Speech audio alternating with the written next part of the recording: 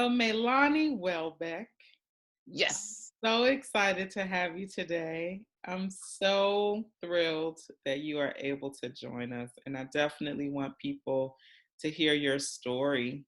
And I just thank you in advance for your transparency and just your openness and willingness to share, because you come across as one of the most joyful, cheerful, God-filled people that I've met. And I was so surprised when you shared with me, hey, I tried to take my own life twice, in Yes. addition to a variety of other things. And so I wondered if you could talk to us about that.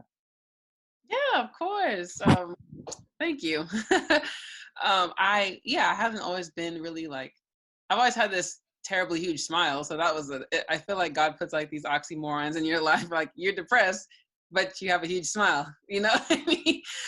But no, so I had, it was about 5 years ago when it was weird because I felt like I was just driving home and I felt like something hit me in the head, like not a rock, but something like hit me in my head. And all of a sudden I found myself in this 5 year battle with suicide, depression, anxiety. And I was just like trapped.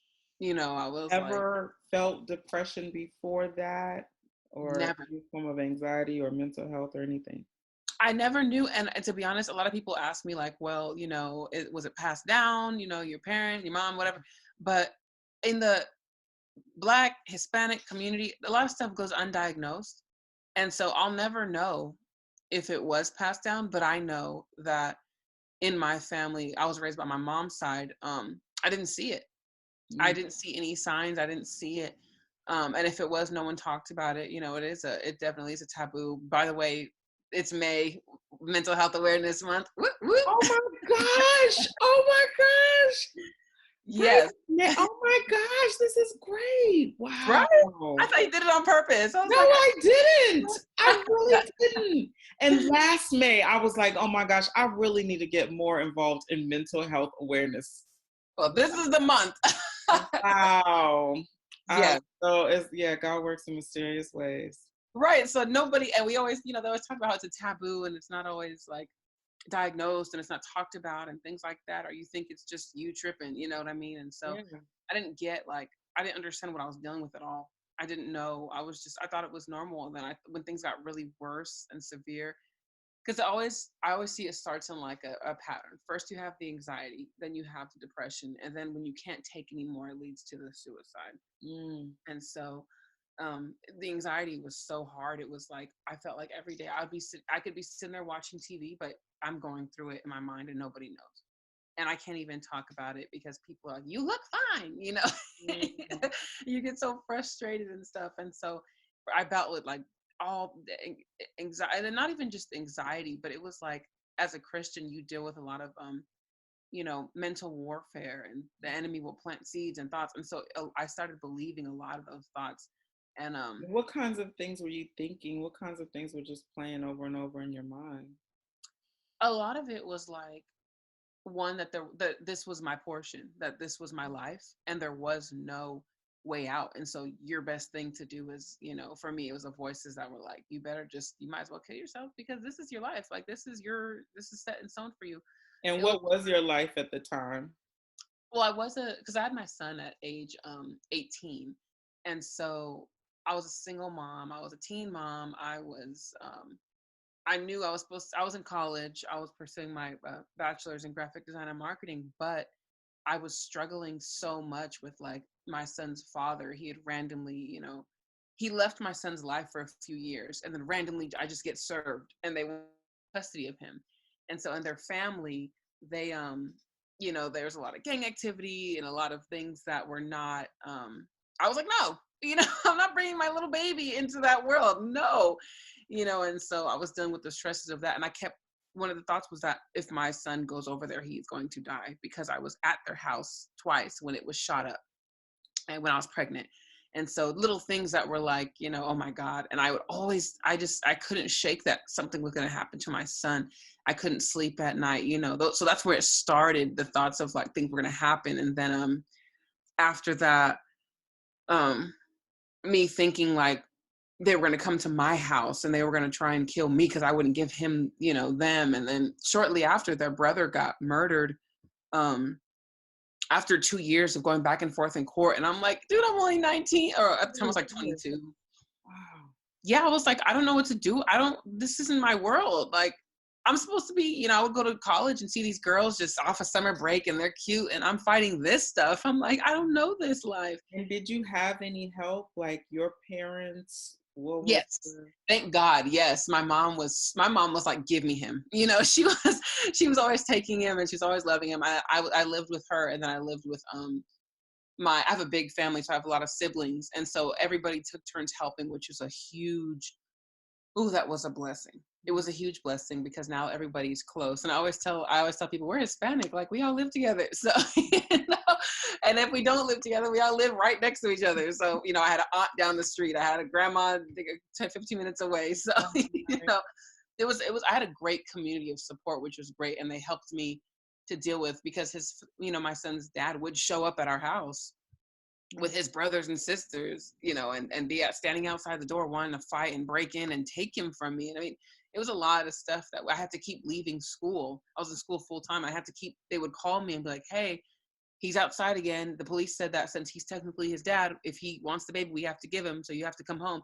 Just leave right in the middle of class and head back. And I was like, I'm going to fail out. I'm going to drop out of college. I can't do this. You know, like and then it was a lot of other stuff. Like the enemy, like, it's like, when it comes to mental health and the enemy working and, you know, messing up your mind, there's a lot of stuff that's not off the table.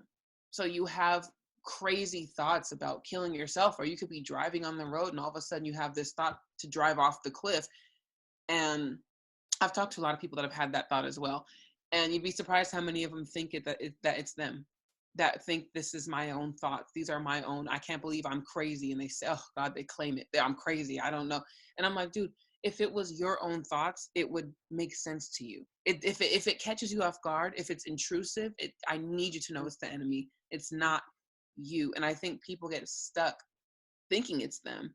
And then they're like, you know, I'm having thoughts about, you know, killing myself. I'm having thoughts about doing this.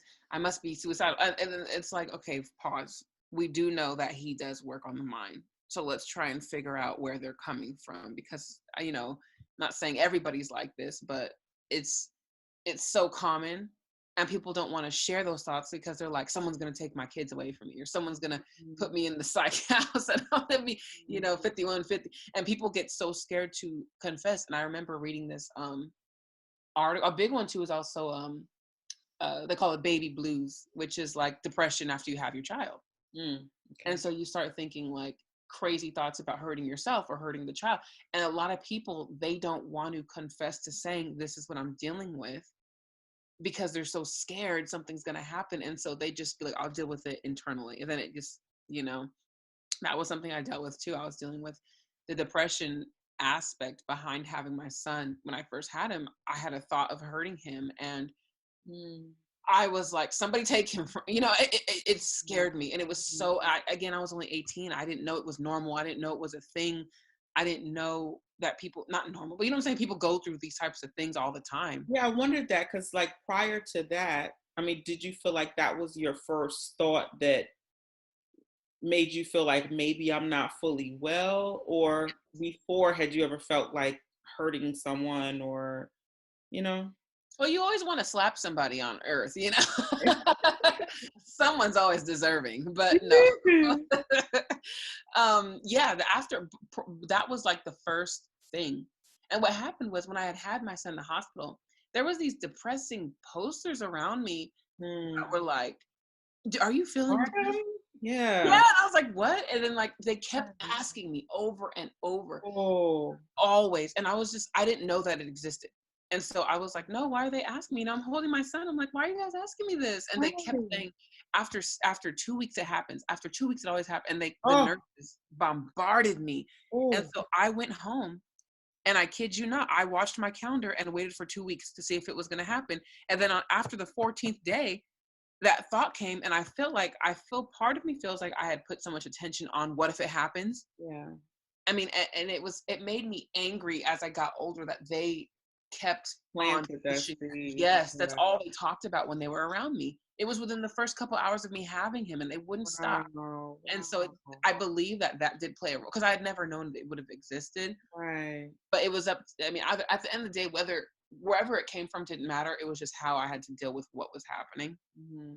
And then it did get worse in terms of just crazy thoughts, or thoughts you're just sitting there thinking, and then you get this thought like someone's gonna come break in your house and murder your whole family. You're like, what? Like, Wow. you So it was just out of the, well, I mean, but you were in a relationship with a somewhat dangerous person. yeah. Well, I broke up with him 2 months after my son was born, because I was like, yeah, you're not going anywhere in life, and you're a danger, you know. So it's funny how that clicks, by the way, when you have a But kid. it just started escalating as far as your fear of what Yes, it was happened. everything. I couldn't walk to the store without thinking someone's gonna just go and hit me with their car on a stop sign, like on a stoplight. Those types of anxiety, like, and people say they have anxiety, and it's like you worry every day something's gonna happen, someone's gonna horrendously just come murder your family or kill you, or you're gonna get. The biggest one was the car. I Mm. remember I couldn't drive my car for about like 3 months, because I kept thinking I was going to lose control of my car and smash into the wall on the freeway. And this is actually a very common one too. When I started talking about this on my social media, a lot of people were like inboxing me like, I have the same thing. I'm dealing with the same thing. I can't drive. I haven't been able to drive, and they don't know where to. And it's because these thoughts, you don't want to say them, because then people think you're crazy. And I was like, I'll stand up and say them, because if nobody wants to say it, I'll say it. Look, this is what's happening, and people are dealing with this, you know. And eventually I remember thinking, after not I remember I kept inviting my best friend to go places with me, because the only way I could drive is if someone was in my passenger seat.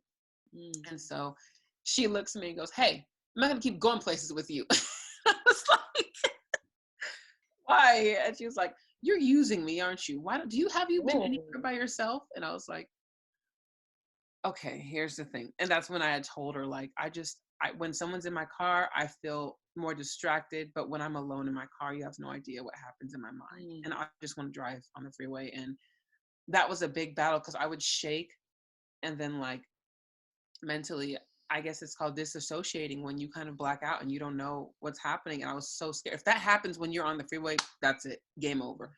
And so I was fighting that every time I was on the freeway. Only on the freeway when I am at nighttime. Then it started turning into the daytime. Then it was like, I live in um, Los Angeles, and so I'm an hour away from my hometown.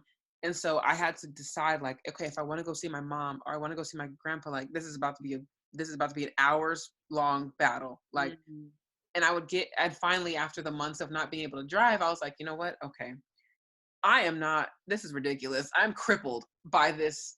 I don't want to drive because those thoughts will come. So let me stay inside, you know? And I couldn't live like that. And I was like, this is dumb. If I get in a car accident, at least I went out like a G, you know what I mean? Like, at least I went out like a thug. So I got back in the car and I was like, I'm going to war. I'm going to war Wow. every time I get on the freeway, because I am not going to let this ruin my life. And so every time I got in the car, Yeah. if it took an hour, it took an hour. I was warring and fighting and pleading the blood of Jesus, and I would have worship music on, and that was what I allowed my spirit to soak in every time I drove. And I never crashed. I've never had to get off the freeway and take a break and take the streets, which was always a thing. Like, you can just get off and turn back. But every destination I ever drove to, I always made it there safely. Just Now, warning. how did you get to a point though? So it sounds like it started with these thoughts, right? Mm-hmm. And you becoming very anxious. How did the depression end up coming? And then how did it turn into suicidal thoughts? And then suicidal attempts? Yeah. So the anxiety is like, I always tell people that people who are suicidal, they don't hate their life. They just want the pain to stop. And I had a great life. My husband's amazing. I love my son, whatever. But it was just like, you guys don't know that And just to be clear, you married again. So you didn't marry your father of your son. You got married a couple of years, 2 years ago. Right. Yes, a few years ago, almost 2 years. Yeah, So, congratulations. And I your son now is 8. he's 8. Yes, he'll be 9 this year. Breaks my heart. So yeah, I want more babies. He doesn't. I embarrass him now. So go figure. Like, I need someone that still loves me again, Yeah, I need someone like to let me do before. things to them. Like, let them, blow on their stomach and give them a raspberry Yes. without telling me, get off. My But 3-year-old is still, I'll give her raspberry. She's like, mommy, mommy. So now she's like, raspberry. So now she's like, get away from me. I'm like, you're I too young to be telling me that. let me do this. Just let me have this. I have nothing. No, no. Yeah, so I'm like, yes, more kids. But so what happened was the anxiety, it increased, meaning like if you can only imagine what it's like to sit there in a chair or at a restaurant or at the movies and there's mental warfare. You can't shut it off. It's thoughts and you're trying to, and the Lord showed me I was battling it wrong because what I was doing was imagine you get like, if you read about it, you get thousands, hundreds of thousands of thoughts in your head per day. Right. Anxiety is trying to capture all of them and then go into depth or what I call the rabbit hole on all of them. So a thought comes about, let's say, I was another common one. Okay, I'm at the grocery store. There's going to be a mass shooting here, right? You think that's a thought that comes.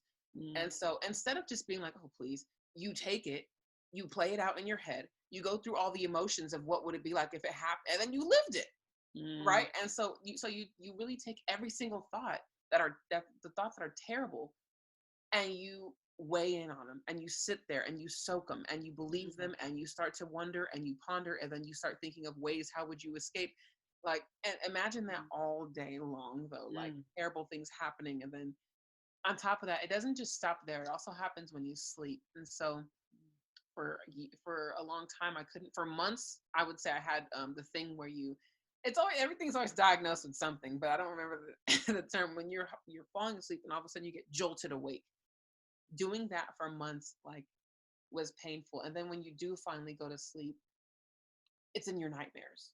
And you're having these demonic nightmares, and it's like you have no control. It's like you're just getting jumped. I always tell people it's like my mind is getting jumped by anything and everything, and that battle of trying to explain to people, like, dude, I'm sitting here with you watching TV, but I am fighting a panic attack. There's something in me that's triggering, and I'm trying not to cry, or there's things that would trigger. So like, we watched one of my favorite shows, A Million Little Things. Beautiful girl. When I don't know his name, Ro, whatever they call him, when he was battling suicide, I watched that first episode and I cried and I cried and cried forever. And I was like, oh my God, like, I'm so happy people are talking. But it's just something that is in your mind. And so people think it's like, it's in your mind, but it's not all in your mind, if that makes sense. It's real. And so, yeah, so I battled with that for years. And one day I was just like, before I met my husband the first time, I was like, I can't do this anymore. I'm done. This is before I was really close with God and everything. And I was just like, I'm out. I'm done. This hurts. Nobody gets it. And I'll be damned if they lock me up in the psych ward. I'm not doing that, And so I got in the car and I was in my car. And had you had any kind of mental health treatment or therapy or anything? So it was really just, I know I feel this way, and I'm not going to let anybody put me in the hospital. Right. And you didn't necessarily pursue therapy. So, and did you only 20 therapy, or did you feel like, oh, it just wouldn't help me? it was in my early 20s. And nobody, if anybody was suffering, I never knew because nobody was vocal about it. And so all I knew about mental health was that they were going to take me away. And I was like, I live for freedom. If you take, no. And so I got in my car and I was like, this is all I knew. That was all I believed, right? Because at the time, now it's super advocated for, and everybody, they love to talk about it. And now it's common. People are like, yeah, I went to therapy today. And, so now, yeah, it's I was battling with this in 2000, like 12, 13. And I was like, they're not taking me away. No. And so I get in my car and I'm thinking about, this is the first time, and I'm thinking about, okay, my son is fine. He'll be okay. My mom, there's always somebody who could raise him way better than I could. I'm down. And so I was looking for a truck, an 18-wheeler to slam my car into, because in my mind, I convinced myself he won't get hurt. He's in a truck. He's good. I'll get hurt. That's and of course you have the enemy like, yeah, you good girl, you know what I mean? So I go and as I'm inching closer and closer to this truck and I'm looking at the wheels, I'm looking at my wheels and I'm paying attention, I'm trying to line it up.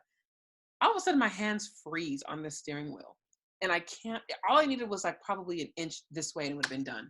Mm. My hands freeze and I'm like, what is going on? And I find myself getting off the freeway and I just start bawling and crying. And let me tell you this, about an hour before that happened, I did go to my pastor at the time and tell her that I was having these thoughts. And I told her that I was suffering. And she goes, oh, please, you're fine. And I was like, and it was like this she was the only person I believed I can trust with this. I told her, you don't understand. Like, they won't stop. They won't stop. I don't control them. They come when they want. I don't know what to do. I think I have a fear I'm going to act on one of them and I'm scared. And she was like, we'll pray over you. And so she prayed. She was like, there, you're good. Okay, I'll see you tomorrow. And I was like, Oh. okay. And I got in my car and I was like, I'm done. Like, I was like, Whoa. Oh, that's heavy. Oh my God. and I think at that point I had realized that I believed that there was no hope for me. Because here I am talking to this woman who I put on this pedestal, this pastor who God uses to talk to me and all this stuff. And that was the response. And she brushed it off. And I think she might have brushed it off because she was trying not to scare me if she had made it serious. I don't know. To be honest, I don't know. Maybe she was just ignorant. Who knows? I don't talk to her anymore. But it was not helpful. And I was going to do that. And it wasn't until the Holy Spirit intervened himself and was like, and I ended up getting off the freeway and crying. And then I took that as a sign that I was meant to live. And so I fought for a couple more years. Then I got married, whatever, moved to LA. And then it was like, it started up again. And I love that Devon says that when you get married, it's like, Ron Franklin. yeah. So, yeah, it's like a magnifying glass gets puts on everything and you have to sharpen and, stuff that you didn't know was in you comes up and they didn't know, and it's beautiful. Hallelujah for marriage. So I just love it. So when I got with my husband, it was like it got worse. And he wasn't doing anything. And my poor, I love that man because he was doing his best to be there, but he had never dealt with that. And he's not a trained expert. And he was like, what's going on? She's having a panic attack in the bathroom. Like, Did he know beforehand, before you all got married, did he know that you struggled with mental health issues? He did. And he knew. He would always be like, I think when we got married, actually, and we came to a breaking point in our marriage where he couldn't take it anymore because I was every other day I was going off on him and I was like, but I was just so frustrated. I mean, it was like anything he said would trigger me and it would break me and I'd be crying and I'd be in the bathroom like trying to. There were so many, we were just fighting and it was a lot going on with me. Yeah. And so we had talked to our pastor, who was also our marriage counselor, Pastor Kelvin Truitt, and we were at his dinner table, and he was like, "Okay, what are you open to medication?" I was like, "Nope," And my husband was like, "You know what? This is my battle too. We're married. I think this is something you need to consider because I'm tired of this. I'm tired of fighting with you. This is destroying our marriage, our home, whatever." And I said, "Okay." I told both of them, if I cannot find something in 30 days, I will jump on whatever medication you want and I'll give in. And I felt like I was dying inside when I said that. And again, this is not to knock anybody that's ever been on medication or that has been in therapy or whatever, because that's, every journey is different. But I didn't want to. I knew I could beat it. I knew I could defeat it. And I didn't want to get dependent on pills. I didn't want the pills to make me feel good. I wanted to be completely whole and healed. And so I was like, and I was already actively pursuing God. And I went and I told them, I'll give you 30 days. Pastor, you're my accountability.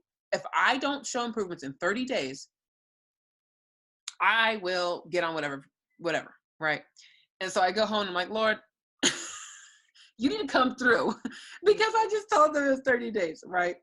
And so I go through this 30 days and I'm doing better and I start journaling and I'm seeking. I actually checked myself into, not checked myself, but I actually signed up for therapy. And therapy annoyed me because this guy first of all, if you weren't spiritual, I didn't want to talk to you. It is what it is. I didn't want you to start talking about diagnosing me with, that was another reason why I didn't want to see a doctor, was I didn't want it. In my mind, once you diagnosed it, it was real. And it was already real, but I didn't want to put a name to it and start calling it what it is and saying you have this and this, because in my mind, it was like, whatever it is temporary, right? So I see this guy. And they tell me, oh, you're a Christian. That's good. We hooked you up with a spiritual therapist. And I'm thinking, okay, cool. You guys get me. Spiritual could be anything in this world. I don't know what this guy was talking about. Okay. This ain't Jesus. I don't want to be in here. And I remember, I mean, I had some sessions with him, but he was like, I'm not allowed to ask questions. I'm just supposed to let you talk. I was like, this is Interesting. Yeah, he was a student. They gave me a student. And so he didn't ask me any questions. And it was dumb because I felt it was dumb because I was like, why? I'm paying for this. Like, I need what I need. Yeah, where's your degree? You can't go talk to a question. I need you to give me a question. Help me, fool! Like I'm so I'm sitting in the chair, like, and he's like, the first 10 minutes, he's like, let's meditate, and I'm like, all right, that's cool. I believe in meditation. So we start meditating, and then I close my eyes, and then I'm not gonna lie, I'm really goofy too. I don't take some stuff seriously, so we're sitting there, and I keep my eyes closed, and after 10 minutes it's done. I just keep my eyes closed, and I'm like, let's see if he's gonna say something. And he doesn't. And so after 3 minutes, I open up my eyes, and I was like, he's gonna let me sit here? And he's like, if you needed it. And I'm like, I'm not paying my money. Give me my money back. I ain't paying you to sit here in silence for the next hour.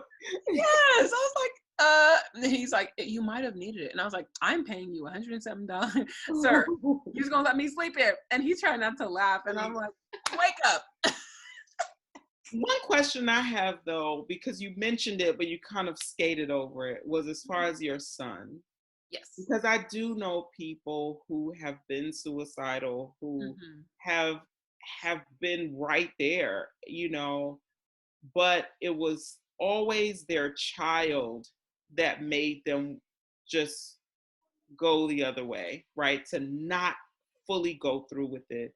And so I wondered with you, because you said your thoughts were saying, hey, my son could be raised by someone better than me. Like, that's how deep your own, feelings about yourself were. And so I wondered about that. Like, I hadn't heard anybody say that before. Yeah. And I wondered if you could just press into that. Oh, yeah. Yeah. So he didn't, and I felt bad because then there was condemnation. Like, I did ask myself, why wasn't he enough? Why wasn't he enough to keep me here? And I questioned if I loved him. I questioned, like, if I ever loved him, if I wanted him, and all these things. And the reality was that my thinking, like you said, was that he would be better off with someone else who wasn't struggling like this. And I began to imagine a life where he was raised by my mom, or raised by, someone else who didn't have to deal with those mental problems, because I felt like I can say this proudly, I never exerted what I was going through on him ever. He never saw me mentally break down. He never saw me go off. I never let him see that side of me ever. And my prayer was that, Lord, let it stop with me. I don't want this. I was so fearful it was going to be passed down to him. And I was like, God, I don't want it. If it kills me, let it take me out, but let it stop at me. I don't want it to come to him. And yeah, there was nothing when I say I was ready to check out, there was nothing in this world that was going to keep me here. Nothing. Because I was like, the suffering was too much to bear. I love you, but I can't take this. And so the second time I was going to do it, I had, I had tried, the 30-day thing was going well, but like I said, the therapy was, I was like, this is dumb. I gave it and people were like, what? A lot of people who I talked to were like, I have been to 3 or 4 therapists. You have to keep trying. And I was like, I don't have time for, no. Like, I was just so frustrated. This guy letting me sleep in the whole session, sir. I was just annoyed, right? And so I was like, well, tried that, failed. And then I was really scared of addiction, getting addicted to pills, because unfortunately addiction does run in my family. And so we have people were alcoholics, cigarettes, drugs, weed, you name it, all of it. And so part of me was like, no, I don't want to be addicted to that, because I'll feel like as you get worse, you'll need more type of thing. And I didn't want that to be my story. I was like, that's bad enough. This is bad enough. I'm not about to be addicted to pills too on top of this. So the second time, after the 30 days, things improved, but I was still warring with a lot of stuff and issues. And so my husband, like I said, I love him. He did better than anybody who has never done with this could ever do. So he was like, and in his side, he was battling his own hurt and pain from things that I said or things that just happened in marriage, you know? And so there was a season where it was after we got married. It was about 2 months after we got married when my best friend, you know, who I've loved, who the person I always say is the only person that knows me, she got in a terrible car accident. She was on her way to meet me at a women's conference. And nobody knew where she was that day. And they found her that night. CPH didn't call California, or CHP didn't call anybody in Highway Patrol and let us know she'd been in an accident. Nobody knew. We found her through the Holy Spirit, and every single bone in her body was broken. There was tubes in her head. She was in a coma, and I when I went to the hospital, I almost threw up seeing her. And so that was the person that I vented to and I talked to. She knew all my thoughts. She knew the craziest thought you've ever had cross your mind that you know you'll never voice. She knew because I talked to her. She was on the phone when I would drive those hour drives. I'd had her on the phone with me, and I'd be like, "Please sing," because she was a gospel singer. Like, please sing. I'm driving and I'm just, you know, what's happening. She'd be like, I got you. Or she would just start speaking like, you will overcome. But she, you know, she's a little hood. You will overcome, girl. You got this, you know. So imagine that for an hour, right? And I'm like, yes. And she's speaking in tongues. I mean, she helped me get through a lot.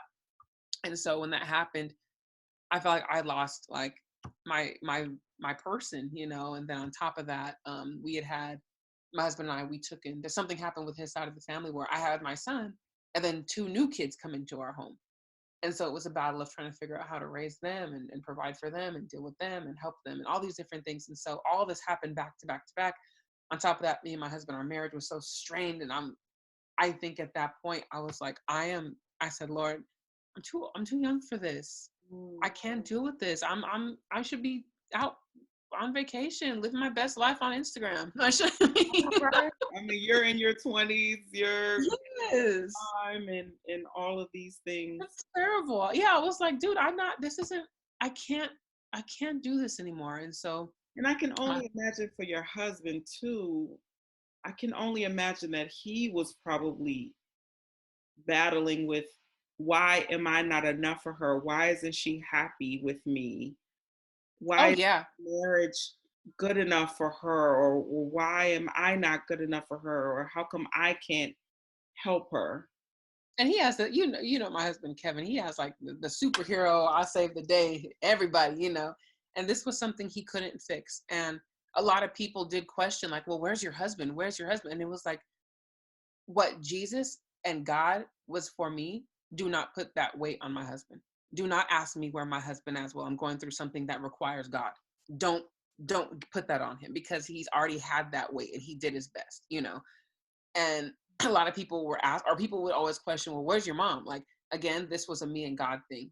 Don't put any person in the way and say it's on them, it's their fault, they should have done this and that, you I know. think it's hard when you're the other person. Like, I've been the other person for a lot of people, you know, whether Mm. it was my own mom, family members, close friends. I mean, a lot of intimate relationships where probably the majority of the people that are closest to me, friends and family, have battled with depression.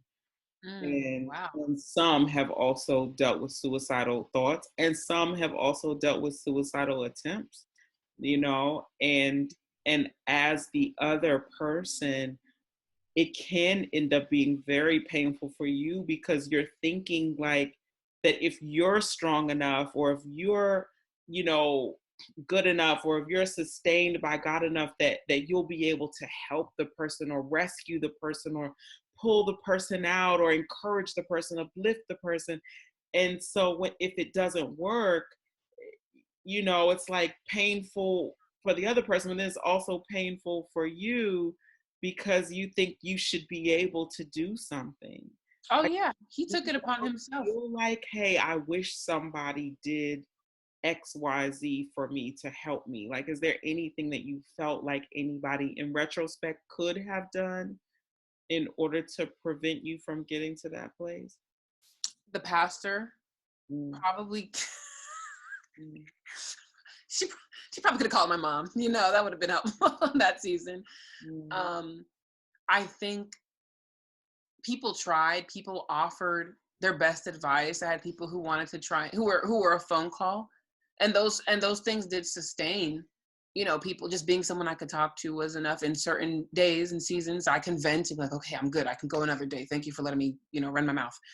Um, my husband as well, he did everything he could, from being supportive to thinking like, okay, I was trying to support you with the no pill thing, but maybe you need it, and he kept thinking like, and I kept thinking, I was telling him like, you don't care about me. You don't love me. You want me to be hooked on pills and drugged out of my mind. And, I told him, and he would be like, that's not it. I care about you. It pains me to see you suffer. Like, and I can't do anything because it's in your mind, but in my mind, I was like, you're going against me. This is my plan. And he just, and my pastors too were like, okay, you guys are married though, so it's not about your plan because it's affecting everybody, like, and so I had some tough conversations, but I think everybody around me, there was not one person that made it worse. It was all me. Mm. It was me in the sense of just needing to heal.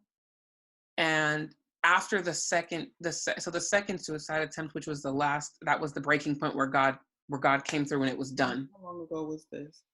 This was 2 years ago. 2 years ago. Yeah, 2 years ago. I'm trying to think because I'm like, hey, it's Right 2020. after you got married? Yes. We had been fighting. And so I was like, I don't want to be here again. That the thought of just, I'm done. And I love God so much. And I have such a good relationship with God. Part of me was like, I just want to meet him. I'm done. And I want to ask him some questions. And I heard like, if you commit a suicide, you go to hell, right? And to be honest, I don't, in my personal heart, unless God says otherwise, I don't feel like that's always the case. I feel like he does have compassion for those types of things. And I think he sees beyond what we can see. And if you are someone who did commit suicide and you had no help, I don't think he'd be like, well, you should have, what could you have done? And so I remember talking to God, and I remember saying, well, your grace is enough. Your grace is sufficient. Will it extend past the grave? Will I go to hell? Is this it? And if I do, it was an honor meeting you and spending time with you when I was alive, and so I asked those questions, but I decided like, I'm done with this. I'm out. And so my husband, we always have each other's location on. If something's ever happened, we got to be able to find each other. And so I blocked his phone because I didn't want him to find me. And I was just like, I'm out. And again, my thought was, again, somebody will take care of Marcel, whatever. He's in good hands. And I turned off my notifications, or I blocked him. I blocked my husband's phone number, and I drove around in my car looking for something to crash my car into. And believe it or not, I was seeing other people's cars in their driveway, and I was like, I'm in the middle of trying to kill myself, but I'm in here thinking like, no, because then I have to wake up and see this mess. I'm still thinking about other people while I'm calculating, right? And so I'm sitting in my car, and I have a natural thing to put my seatbelt on when I get in my car. And so I'm in my car, and I'm thinking like, Lord, I just want you to know that I loved you, and that you're still good. You're amazing, God. This didn't have anything to do with you. I need you to know that even if you send me to hell, I love you. Like, I don't blame you. This is something that I'm not going to say you can't fix, but it doesn't have anything to do with your goodness. I just need being tired of fighting. And I just need you to know that I love you. And that was what I said to God. And so at that point, I had released myself from anything that could have possibly intervened or stopped me. And so I hear the enemy say, well, if you want to God, if you're going to successfully kill yourself, you need to take your seatbelt off. And I was like, right. Why would I have this seatbelt on? Right, full, duh, thank you. Right. And it's, like I said, at that point, you can hear, I mean, after hearing the enemy's voice for so long, I knew the enemy's voice like I know God's. Wow. I mean, I got to know that fool just as much as I got to know God. Woo. So when I heard that, I was just, I knew, and so I took my seatbelt off, and there's this big dumpster that was sitting in the when like cities, like they chop trees and bushes, and there's this big dumpster they bring out to come collect all the foliage. That was what I was going to crash my car into. And I was like, perfect. And so I'm staring at it and I'm just like, okay, I'm going to fly. And I start imagining myself flying through the window and I'm like, oh, it's going to be gross, but okay. I'm just thinking, and all of a sudden this car pulls up next to me and I don't even see it. My hair's so big. And my husband, it's my husband. And he jumps out. And my car, when I drive for so long, it automatically locks itself. I don't know how my car door was unlocked. I don't know how it was unlocked because it locks itself, but it was unlocked. And he opened the door and jumped in the car and was just holding on to me. And he took the keys out of the ignition and threw them in his car. And he just started crying and crying. And I just broke down and cried. And I felt like, I'm trying to say this without tearing up, but I felt like I was in this box, like I was doing something sneaky. I was doing something nobody would know until it was done. And he just intervened and I blocked his phone. I don't know how he found my car. I there was no navigation. We don't track each other. Nobody called him and said, hey, I see your wife. This was 2 a.m. It was 2 a.m. Everybody's asleep.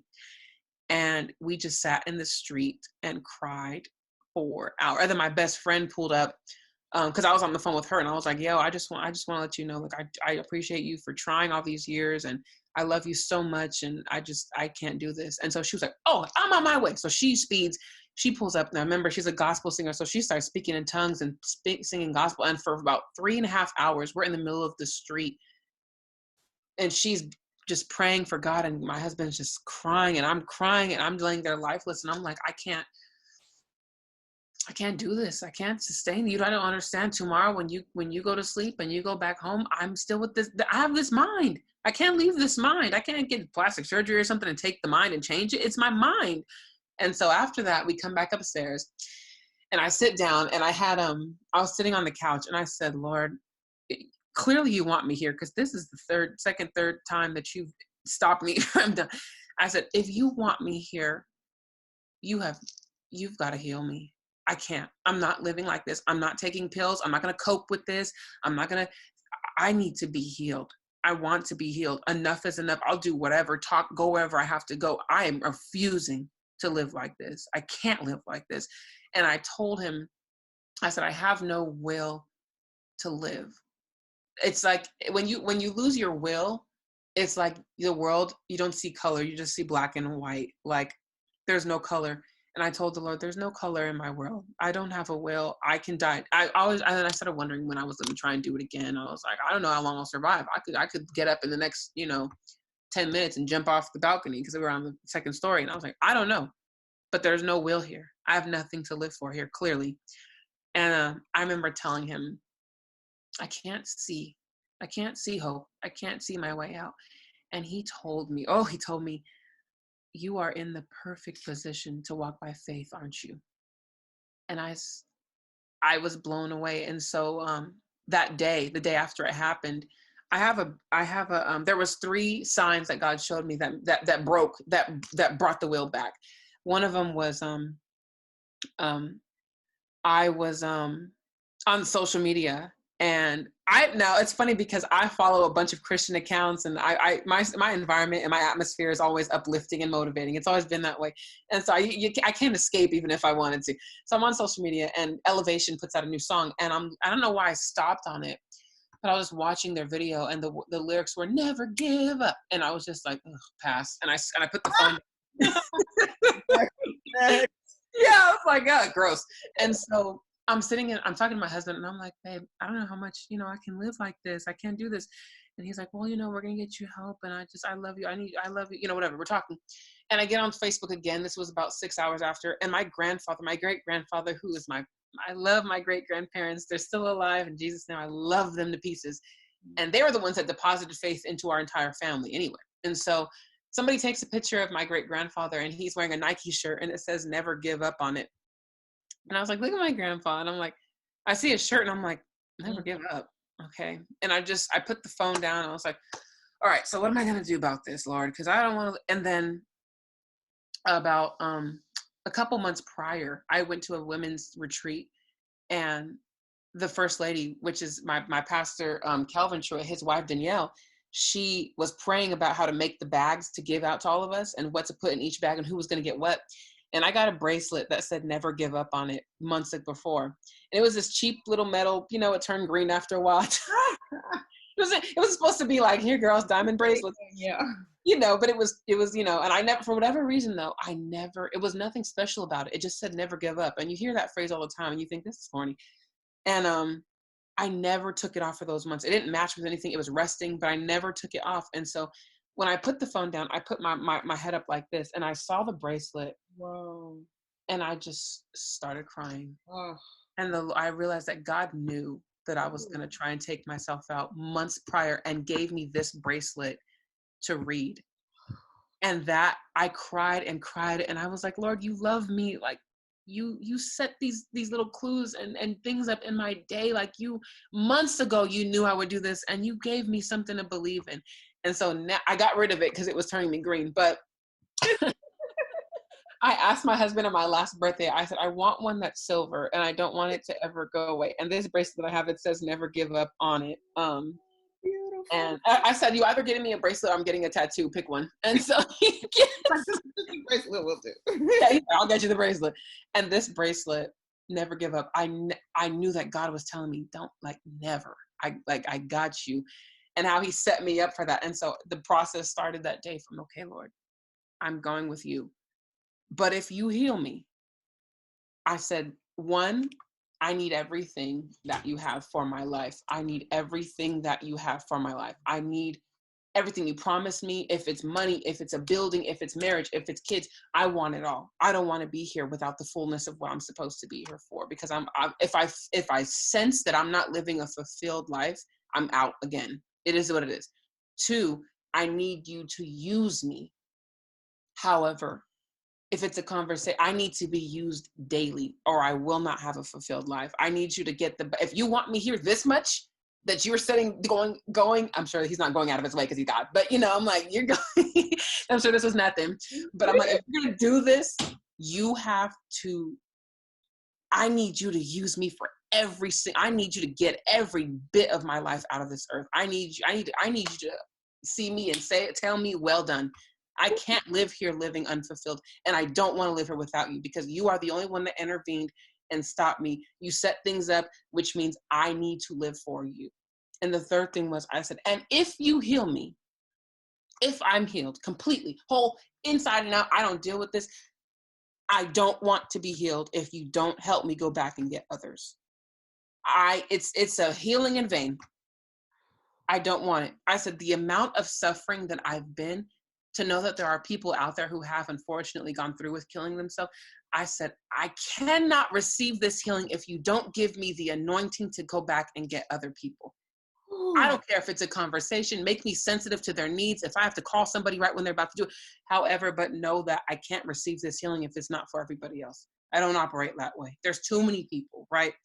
And I promise you, it was like, that was the beginning of the journey of Let's Go. Of the recklessly pursuing healing and faith. What do I got to do, God? Do I have to go forgive somebody? Do I have to go back? Let's talk about, I was molested when I was in the 3rd grade. Let's talk about that. Do I have to go heal? Do I have to do this? Who do I have to address? There's a list of ex-boyfriends, I'm sure, who have sown some seeds of somewhere. Let's uproot. And it was very vigorous. And I said yes to everything. Everything was submitted. Everything that needed to be done, it was done. And I was like, and who was helping you with this? I had this awesome lady. It was crazy because her name is Kai Trailer, and she's the dopest woman of God ever. I swear, her testimony is powerful.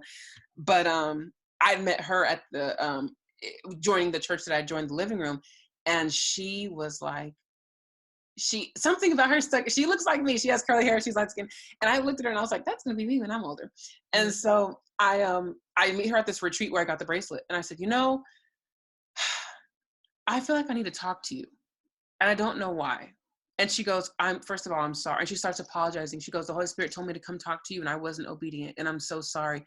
And I start talking to her about what I'm dealing with. And she starts telling me, like, I was in the psych ward. I was battling depression, suicide. I was on every medication. And she told me she has a box of all the pills they had her on. and she's completely whole and healed. I love her to death. But she says when she speaks about that, overcoming that, she's like, I'm always going to use I still have the pills to use as a reference to show that I've been through. And this woman would FaceTime me and talk to me about, like, okay, so she called it like balloons. And she would say, like, when you fire off or you get triggered or you go from 0 to 100, there's a lot of pent up stuff in there. So if we can deflate it like a balloon, you know, when somebody pinches the bottom and it makes that little sound, we can start to kind of release some of what you've been holding in and what you've been going through. And so she took me like on these journeys, and I had painted, like, I remember I painted this picture of what anger looked like, and it was so evil. I'm an artist too, so it was some detail in it. And my husband was like, throw it out, you know? So he was so scared. Yeah, he was so scared. And I was like, you have to understand that God is in this. So however dark it's going to be that. However ugly it's going to get ugly. However disturbing, whatever God shows or reveals or pulls up or whatever I see, if I know he's with me, we can get through it. But no, it's going to get ugly. So just a heads up, it's about to get nasty. So I painted the picture. Too, because, you know, the scripture says truth will set you free.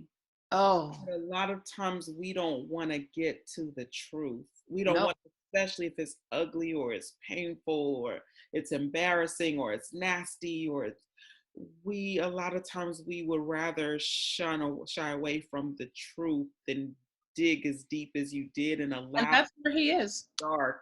Yeah. In order for him to bring light. He's in the truth. And he told me, when I told him, like, when me and my husband were going through, you know, our fiery season, I call it the fire, my husband would say, you know, he would share things with me about how he felt about me or about what he was going through that used to hurt my feelings. And I would take him up to God and be like, he's not here breaking my heart, you know, and God was like, it feels bad, but I need you to understand that where there's truth, I can work. So you feel bad, that's truth. He feels this way, that's truth. But now I can get in there. So trust me. Because would you rather have a marriage where he's lying and he's pretending? He said, even if it hurts your feelings, you'll always know how he feels about you. You will never wonder, and he will never surprise you 10 years from now and tell you, hey, I'm not happy. You'll always know where you're at. And as long as you're there, I can always move and change hearts and deliver and transform. And that, like you said, that is where God moves. And so many people, they walk around unblessed. That's about how I'm not blessed. God does it for them. He don't do it for me. There's probably a good chance you are not being transparent in some way. There is something you haven't given to God and put on the throne. You know, there's people, and I tell people all the time, especially being in Hollywood, it baffles me how many Christians, you know, they want to, Lord, bless my business. Lord, give me a platform. Give me more followers. I'll talk about you. Give me my little Oscar, and I'll say it was Jesus Christ who gave it to me. But they don't want to submit their personal life to him. You want to spend hours at the foot of the throne, warring over your book or your project or your video or your movie, but you don't want to take your terrible relationship with your mother to the throne. You don't want to take that relationship with your kids that you don't have to the throne. We pick and choose you don't want to take your thought life to the throne. You want to submit certain things. You want to submit your success and your finances, right? And, you know, but you don't want to submit the stuff that's going to call you to grow up and mature. You go say sorry to that person. You reach out. You forgive. You spend some time journaling and stay off of social media. You know what I mean? And the thing about the mental health healing through spiritual means is that you have got to face all of your ugly and darkness. And you cannot go to I'm telling you, you cannot go to my Father with gossip. You cannot tell him whose fault it was. You cannot tell him, because at the end of the day, he will always turn it around and tell you how you need to work on you to fix it. It's not about anybody else, you know? So ultimately with you, when you said, listen, I need you to do these specific things, culminating with, if you heal me, it has to be for other people too. It can't just be for me. What happened? Well, the funny thing is, I needed tools. You never want to go through a season without studying it, you know? And I knew I needed, I don't know if I write a book, whatever you want me to do, God, but I need something that I can present to people so that people can get healed as well. Give me wisdom, give me, you know, inspiration, give me sensitivity to call people. And so I started this ministry called Promise, Process, Progress. And it's called that because it's the exact process of how I got my healing.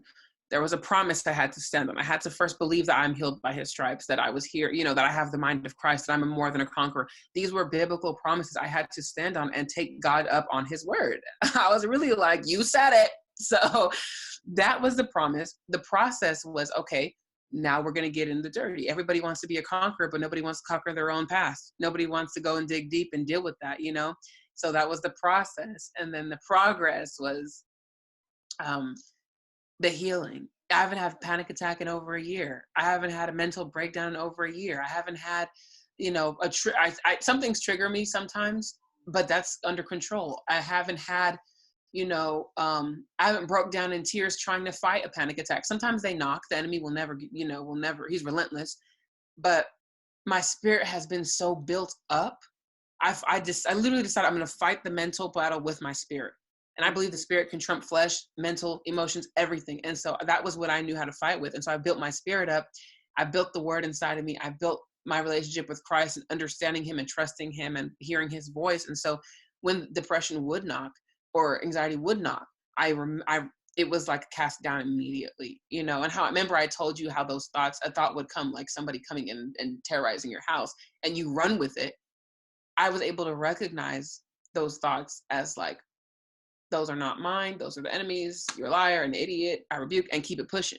Whereas before I would be like, oh my God, they're coming out of nowhere. They're taking over me. And then mental breakdown, So it's really about getting to know, God's voice and being able. And so with the ministry, I remember I just started pumping a bunch of wisdom. And I remember I had someone reach out and said, I was going to kill myself in front of my little sister. I was going to stab myself. And your testimony, I didn't go through with it. Ooh. And there are people in my inbox who were like, I was going to commit suicide and you talked about your thoughts. And the biggest thing, people always say the enemy tries to get you in isolation.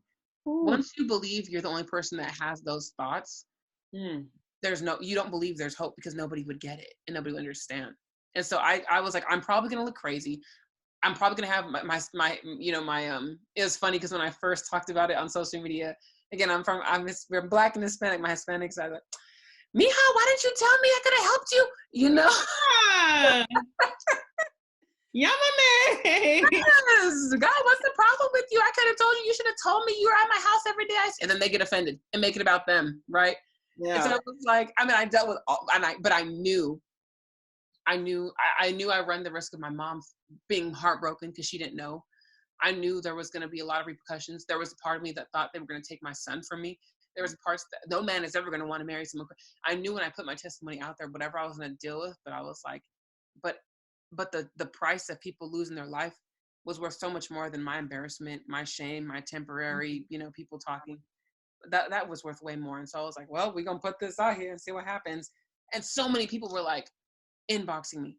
Incredible. I wanted to commit suicide, but now I know I'm not alone. I'm glad to know that it's not my voice. I just needed to know it wasn't me, that I'm not crazy. And I'm like, no, it's not. It's not you. I need you to know it's not you. Like, it blew my mind how many people. So now I share a lot of wisdom and revelation that God gives me about the mind, because he shows me, like, I'm the one that designed it. Talk to me about it. I could tell you what's happening. Wow. And he tells me what's going on. He tells me, he gives me different downloads a day, and to talk about like why, what the big one is, Romans, I think it's 12 to,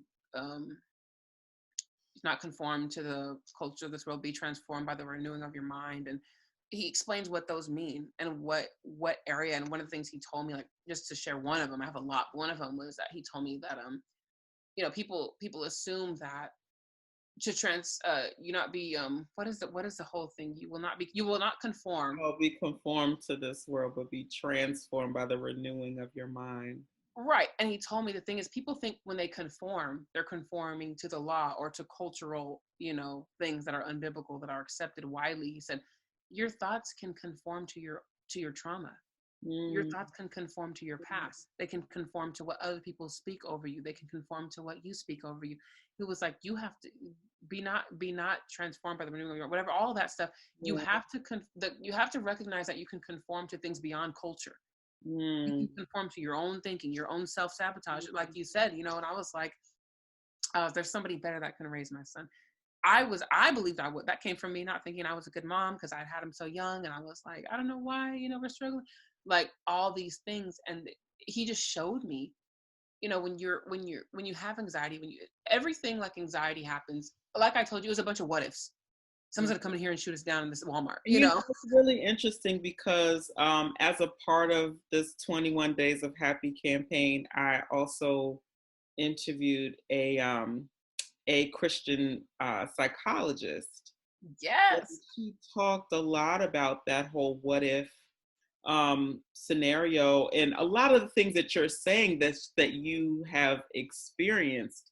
She talked about when it came to overcoming depression, overcoming anxiety, you Wow. know, from a clinical point of view. But you know, I'm grateful that whether you're pressing into God for yourself and get that healing from God, or whether you're able to find a good therapist that hopefully is also connected to God that can help, you know, to bring that breakthrough, right? That mental and psychological and you know chemical breakthrough, Hmm.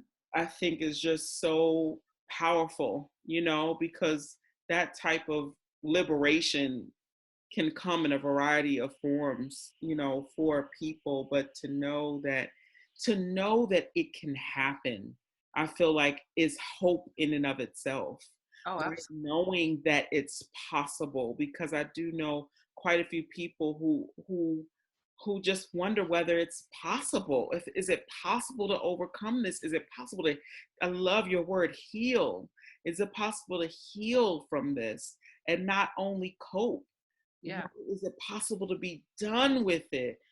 And so I just so appreciate you coming on and you sharing the power of your testimony, Meilani. How can people keep in contact with you?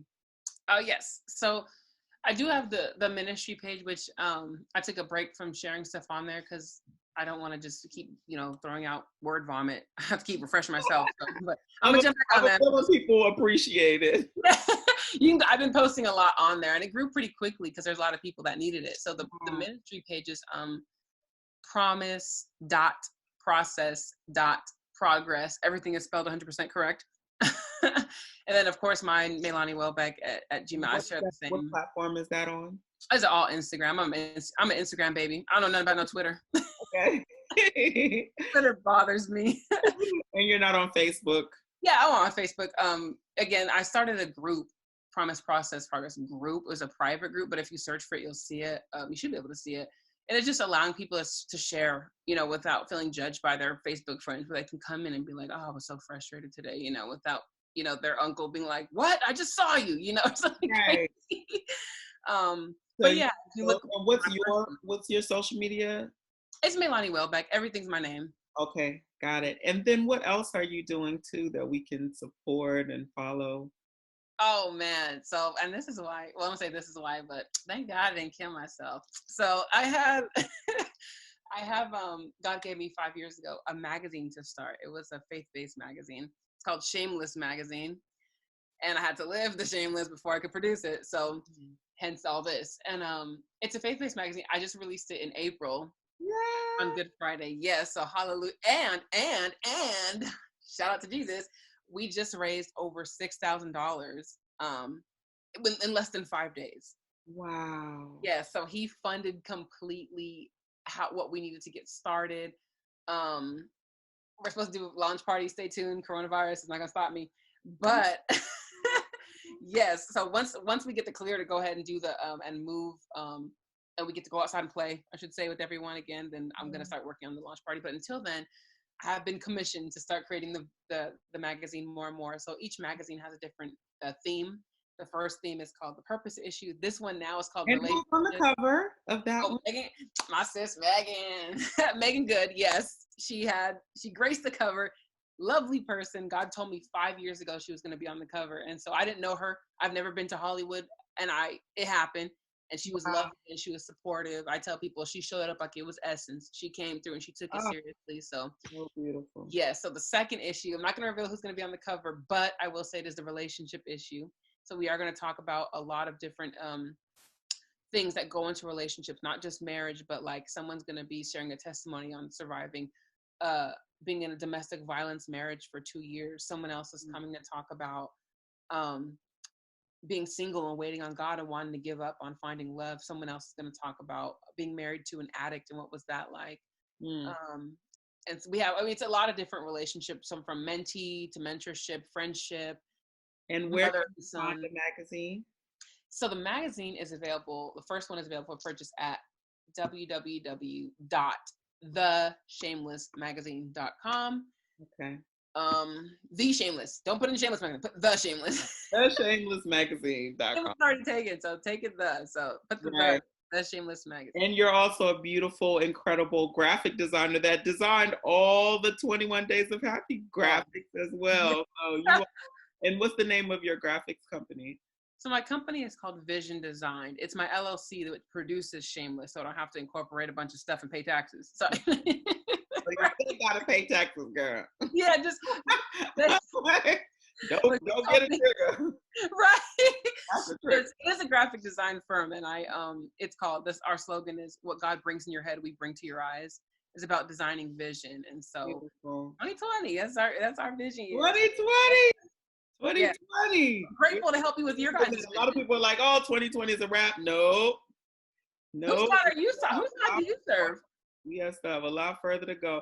Well, thank you so much. I mean, Of course. I just pray that this interview will bless so many people. And thank you for your courage of standing up and speaking out that you're not alone, that none of us is alone.